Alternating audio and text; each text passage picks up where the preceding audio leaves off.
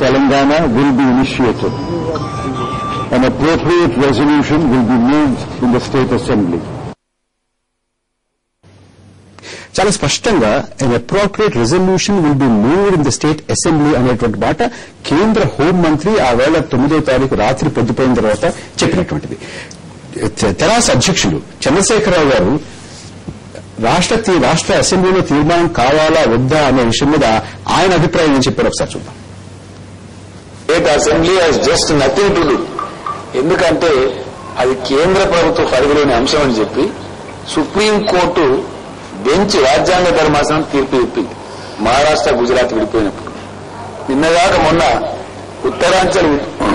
ఉత్తరప్రదేశ్ లో చెలవేగిన వివాదానికి కూడా తాజాగా మళ్లీ సుప్రీంకోర్టు అదే తీర్పిచ్చింది. ఎవరైనా సరే నేను హెచ్చరిక చేస్తా ఉన్న టీఆర్ఎస్ తరఫున శాసనసభ తీర్మానం కావాలని ఎవరైనా మాట్లాడితే అది సుప్రీంకోర్టు ధిక్కారం కిందికి వస్తుంది.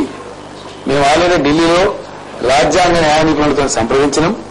రేపటి నుంచి ఏ పార్టీ వాళ్ళైనా సరే ఎవరైనా సరే శాసనసభ తీర్మానం కావాల్సిందే అనే మాట మాట్లాడితే సుప్రీంకోర్టులో తప్పకుండా వాళ్ళందరి మీద కంటెంప్ట్ ఆఫ్ సుప్రీంకోర్టు కేసులు కూడా వేస్తాం. వారు సుప్రీంకోర్టు యొక్క ఆగ్రహానికి శిక్ష కూడా గురిగాక తప్పదు.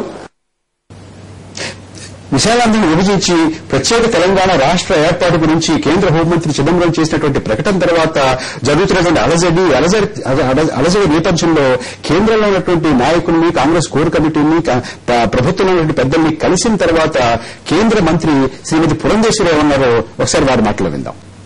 వారు క్లియర్ గా మాకు చెప్పింది ఏమిటంటే అసెంబ్లీలో రెజల్యూషన్ పాస్ కావాలి, పాస్ కాందో మేము కూడా పార్లమెంట్ లో పెట్టేటువంటి పరిస్థితి ఏం లేదు అక్కడ. కనుక మీరు ఎట్లాగో ఇప్పుడు ఉన్నటువంటి పరిస్థితుల్లో డెఫినెట్ గా రెజల్యూషన్ కి మెజారిటీ లేదు అనేది మాకు అర్థమవుతుంది.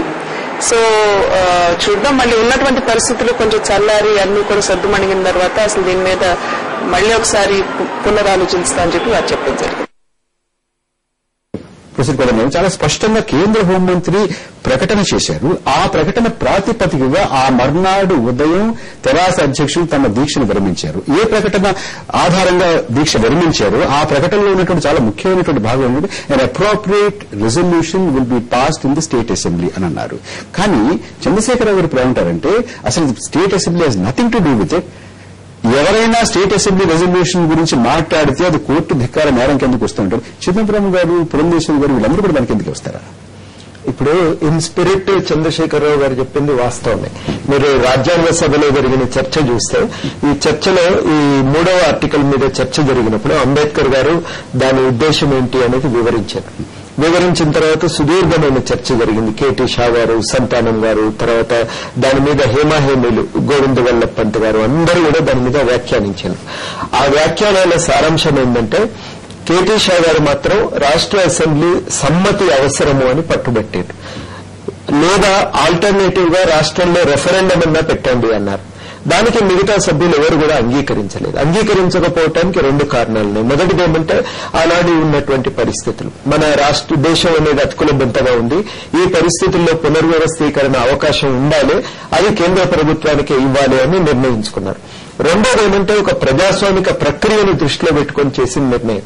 రెండోది వాళ్ళు అన్నదేమంటే ఒక పెద్ద రాష్ట్రంలో చిన్న రాష్ట్రం అన్యాయానికి గురవుతున్నప్పుడు ఆ రాష్ట్రం వేరు కావాలని కోరినప్పుడు అసెంబ్లీ తీర్మానం చేయకపోతే ఆ ప్రజల ఆకాంక్షలు ఎట్లా నెరవేరుతాయి? అది నెరవేరాలంటే మరి అసెంబ్లీ తీర్మానం మీరు పట్టుబడితే కుదరదు. ఇది ప్రజాస్వామిక నియమాలకు విరుద్దమవుతుంది, మెజారిటీ అథారిటేరియనిజానికి దారితీస్తుంది. ఇది రాజ్యాంగ సభలో సభ్యులందరూ వాడిన మాట. చిదంబరం గారు ఎందుకు మాట్లాడారు నేను చెప్తాను. ఈ కారణం చేత ఫైనల్ గా అసెంబ్లీలో 3వ ఆర్టికల్ ఫైనల్ గా రూపకల్పన చేస్తూ మొత్తం చర్చను దృష్టిలో పెట్టుకుని అంబేద్కర్ గారు చెప్పింది ఏమంటే ఫైనల్ గా ఒక చట్టం రాష్ట్రాల పునర్విభజన చేస్తూ వచ్చేటువంటి చట్టం నిర్ణయం తీసుకునే అధికారం పార్లమెంటుకే ఉంటుంది. పార్లమెంటు కేంద్ర ప్రభుత్వానికే ఉంటుంది. పార్లమెంటు చట్టం ద్వారా ఒక రాష్ట్రాన్ని ఏర్పాటు చేస్తుంది. ఈ విషయంలో రాష్ట్రాన్ని సంప్రదించటమే తప్ప నిర్ణయాధికారం రాష్ట్రాలకు లేదు అనేది వాస్తవం. చిదంబరం గారు కూడా చెప్పింది ఏంటంటే తెలంగాణ రాష్ట్రాన్ని మేము ఏర్పాటు చేస్తాం. అది ఒకటి విస్పష్టమైనటువంటి ప్రకటన. దాంట్లో అనుమానాలకి ఇంకా దేనికి తావులేదు. అప్రాప్రియేట్ రెజల్యూషన్ అంటే తప్పనిసరిగా బిల్లును అసెంబ్లీకి నివేదించవలసి వస్తుంది. చిదంబరం గారు చెప్పింది కూడా ఆ బిల్లును అసెంబ్లీ దాకా పంపిస్తాం, ప్రెసిడెంట్ గారి కన్సెంట్ తో ప్రెసిడెంట్ గారు ఇచ్చిన ఆ బిల్లును అసెంబ్లీలో చెప్పింది మీరు అర్థం చేసుకుంటాం. అంతే. ఒకటి నేను అలా అర్థం చేసుకోవటం కాదు, చెప్పింది నేను విన్నాను. తదనంతరం దాని మీద వ్యాఖ్యానాలు చేస్తూ పలు సందర్భాల్లో కేంద్రం చాలా స్పష్టంగా చెప్పింది ఏంటంటే రాష్ట్రపతి గారి నుంచి అసెంబ్లీకి వస్తుంది, మీరు మాట్లాడండి, అసెంబ్లీలో మీ అభిప్రాయాలు మీరు చెప్పండి. ఇది బై అండ్ లార్జ్ ఇప్పటి వరకు కూడా కేంద్ర ప్రభుత్వం చెప్తున్నటువంటి విషయం. ఇవాళ రాజ్యాంగంలో ఉన్నటువంటి భువనేశ్వర్ గారు ఏమంటారంటే మీరు అక్కడ కేంద్ర మంత్రులతోటి పెద్దలతోటి మాట్లాడితే ఇది ఖచ్చితంగా అసెంబ్లీలో పెట్టిన తర్వాత మాత్రమే మేము ఇది చేస్తామని మాకు మాట ఇచ్చారనేటువంటి. ప్రభాకర్ గారు, ఇది రాజ్యాంగంలో ఉన్నటువంటి పద్ధతి.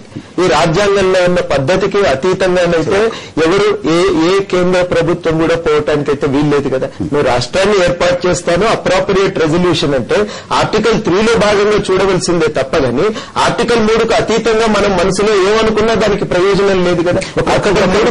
చూడాలి. కాంగ్రెస్ లోక్సభ సభ్యులు శ్రీ ఉండవల్లి అరుణ్ కుమార్ గారు మనతో ఫోన్ లైన్ లో మాట్లాడడానికి అందుబాటులోకి వచ్చారు. అరుణ్ కుమార్ గారు, రాష్ట్ర విభజన చేసి కొత్త రాష్ట్రాన్ని ఏర్పాటు చేయడానికి అసెంబ్లీ తీర్మానం అవసరమా కాదా అనేది ఇవాళ ముఖ్యమైనటువంటి మన ముందున్నటువంటి ప్రశ్న. మీ అభిప్రాయం ఏంటి? అంటే ఇప్పుడు లేటెస్ట్ గా జరిగిన 3 రాష్ట్రాల విభజనలో అసెంబ్లీ తీర్మానం చేశారండి. ఉదాహరణకి ఆనవాయితీ రాజ్యాంగం కాదంటున్నారే. అవును, ప్రెసిడెంట్ పిలిచి ప్రధానమంత్రిని ఎవరు అన్నది నియమించడం కూడా మెజార్టీ ఉందో లేదా అని చూసుకోవటం ఆనవాయితీనండి. అదే మీకు కాన్స్టిట్యూషన్ లో లేదు.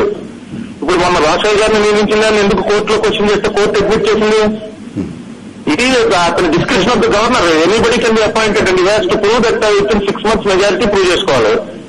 ఎవరన్నా 6 నెలలకు రోజు ముందు రాజీనామా చేయించి మళ్లీ చేస్తే అక్కడ కంటిన్యూ అవ్వచ్చు. రాజ్యాంగంలో యాక్చువల్గా ఏమి రాస్తున్నది అన్నదానికి జరుగుతున్నటువంటి ఇప్పుడు అలా మార్పులు ఎలా చేస్తే బాగుంటుంది. ఇప్పుడు ప్రెసిడెంట్ అనే మనిషి కళ్ళలో వచ్చి ఏమన్నా తెలంగాణ ఏర్పాటు చేద్దాం అనుకుంటారా? ప్రెసిడెంట్ కేబినెట్ ఏం నిర్ణయం చేస్తే ఆ నిర్ణయం ప్రకారం నడవాలి. కేబినెట్ కి ఎలా తెలుస్తుంది రాష్ట్రం ఏర్పడాలా లేదా అని? ఎస్ఆర్సీ వేసి అక్కడ ఏమన్నా తెలుసుకోవాలి, లేదా అక్కడ ఉన్నటువంటి అసెంబ్లీని అడగాలి. గతంలో అరుణ్ కుమార్ గారు, రాజ్యాంగం 3వ అధికరణం గురించి ఇప్పుడు కోదండరామ్ గారు చాలా విస్తారంగా చెప్పారు. అయితే దానికి ఎంత ప్రాముఖ్యత ఉందో మనం పాటించేటటువంటి ఇన్నాళ్ళు అమలు చేసుకునేటటువంటి ఆనవాయితీ కూడా మీరు అంతే బలాన్ని అంతే పుష్టిని ఇస్తున్నారు. రాజ్యాంగంలో ఉన్నటువంటి 3వ అధికరణంలో ఏదైనా సరే మన రాజ్యాంగం ప్రకారం ప్రెసిడెంట్ ఏం కావాలనుకుంటే జయించండి. విస్తృతమైనటువంటి అధికారాలు ప్రెసిడెంట్కి ఇచ్చారు. కానీ ప్రెసిడెంట్ రబ్బర్ స్టాంప్ అని చెప్పి కూడా ఉంటుంది. ఎందుకంటే ప్రెసిడెంట్ ఏం చేసినా సరే కేబినెట్ అడ్వైజ్ మీద చేయాలి. అరుణ్ కుమార్ గారు, మాతో మీ అభిప్రాయాలు పంచుకున్నందుకు ధన్యవాదాలు. బట్టే విక్రమాదిత్య గారు, కోదండరామ్ గారు చెప్పింది విన్నారు. ఇది అరుణ్ కుమార్ గారు ఏమో ఆనవాయితీకి ఉన్నటువంటి ప్రాముఖ్యత గురించి చెప్పారు. అయితే ఖచ్చితంగా అవసరం అనేటువంటి మాట ఇందాక పురంధేశ్వరి గారి మాటల్లో వారు కాంగ్రెస్ అధిష్టానంతో మాట్లాడిన తర్వాత చెప్పినటువంటి మాటగానే అన్నారు. ఇది రాజ్యాంగం అతిక్రమించినట్టు కాదు. మాట విక్రమార్క గారు చెప్పే ముందు ఇప్పుడు నేను అనేది ఉట్టి ఆనవాయితీ గురించే కాదండి. ఈ 3వ ఆర్టికల్ కు సంబంధించి సుప్రీంకోర్టు అనేకమైనటువంటి తీర్పుల్లో దాని పరిధికి సంబంధించి దాని వివరాలకు సంబంధించి చాలా స్పష్టం చేసింది. సుప్రీంకోర్టు పదే అన్న మాట ఏంటంటే state assembly will be consulted, it's consent is not necessary. Vikramarka గారు, మనకి మొత్తం ప్రక్రియలో అర్థమయ్యేది ఏమిటంటే చిదంబరం గారు ఇచ్చినటువంటి statement it is an official statement on behalf of the government of India. మిగతా వాళ్ళు ఎవరు మాట్లాడినా కానీ వాళ్ళ వ్యక్తిగతంగా 2 వ్యక్తులు మాట్లాడుకొని బయటకు ఇచ్చినటువంటి స్టేట్మెంట్స్ తప్ప వాటిని మనం సీరియస్ గా గవర్నమెంట్ ఆఫ్ ఇండియా స్టేట్మెంట్స్ కల్లాగా మనం తీసుకోలేము. నెంబర్ 1. రెండోది, ఈ అసెంబ్లీలో రిజల్యూషన్ కంపల్సరీగా కాదా అనేటువంటి విషయాన్ని పక్కన పెడితే ఆనాడు చిదంబరం గారు ఇచ్చినటువంటి స్టేట్మెంట్ ప్రకారం appropriate resolution will be placed in the assembly అని చెప్పినటువంటి మాట ప్రకారం సహజంగా రిజల్యూషన్ అసెంబ్లీలో పెట్టి వాళ్ళు అసెంబ్లీలో రిజల్యూషన్ పాస్ చేసినా చేయకపోయినా ఆ ప్రభుత్వం యొక్క ఆలోచన దృష్ట్యా ఏ నిర్ణయం తీసుకోవాలనుకుంటే కేంద్ర ప్రభుత్వం ఆ నిర్ణయం తీసుకోవడానికి అవకాశం ఉందనేది మనకు చాలా స్పష్టంగా తెలుస్తా ఉంది. కాబట్టి ఆ రిజల్యూషన్ పెట్టడం వల్ల నష్టం ఉంది, పెట్టకపోవటం వల్ల నష్టం ఉంది అనేటువంటి ఆలోచన కరెక్ట్ కాదని నేను అనుకుంటున్నాను. పెట్టినా ఒకటే కనీసం దాని మీద ఏంటంటే అసెంబ్లీలో ఇక్కడ రాష్ట్రంలో ఉన్నటువంటి సభ్యుల మనోభావాలు అభిప్రాయాలు మాత్రమే తెలుస్తాయి. సార్ నేను ఒకే ప్రశ్న సార్, శ్రీధర్ గారు ఉన్నారు, కోదండరామ్ గారు ఉన్నారు. కేంద్ర ప్రభుత్వానికి అసెంబ్లీలో తీర్మానం పెట్టకపోతే ఈ ప్రక్రియ నేను ప్రారంభించను అనే హక్కు కేంద్ర ప్రభుత్వానికి ఉందా లేదా?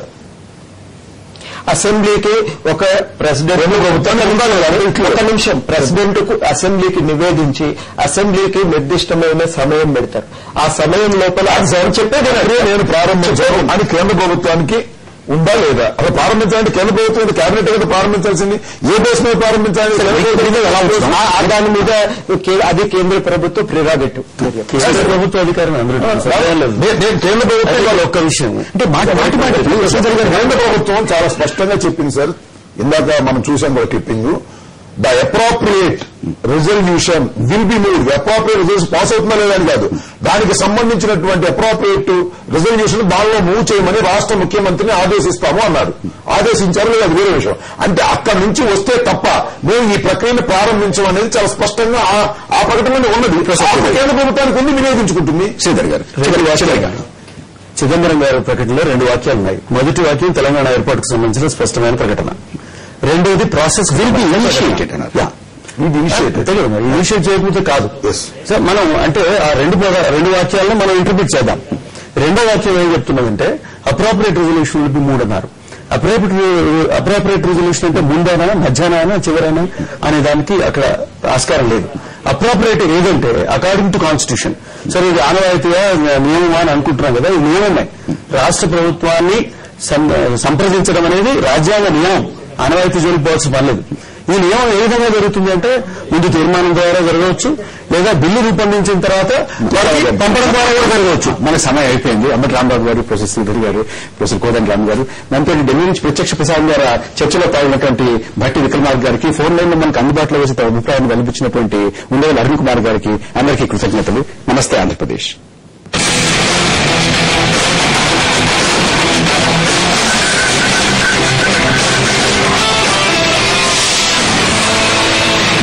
అలోవెరా, క్యామోమైల్ ఇంకా తులసిలతో సమృద్ధమైనది సంజీవని స్పర్శ యొక్క ఇమామి వాసోకేర్ పెట్రోలియం జెలీ కేవలం 5 రూపాయల్లో కూడా.